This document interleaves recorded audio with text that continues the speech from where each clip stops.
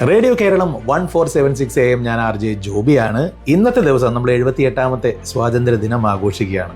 ഇന്ന് ₹1 നോട്ട് കൊണ്ട് വിസ്മയം തീർക്കുന്ന ഒരാളെ നമുക്കൊന്ന് പരിചയപ്പെട്ടാലോ? പേര് അരവിന്ദ് കുമാർ പൈ. കഴിഞ്ഞ 30 കൊല്ലമായി കളക്ഷനിൽ സജീവമാണ്. ₹1 മനുഷ്യൻ എന്നറിയപ്പെടുന്നു.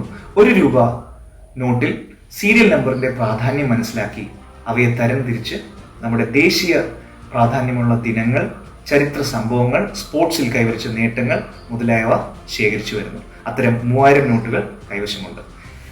ഈ നോട്ടൊന്ന് പരിചയപ്പെടാം. ഈ നോട്ട് നമ്മുടെ തിരങ്ക അല്ലെങ്കിൽ നമ്മുടെ ട്രൈ കളറിനെ അഡോപ്റ്റ് ചെയ്ത ദിവസമാണ് 1947 ജൂലൈ 22.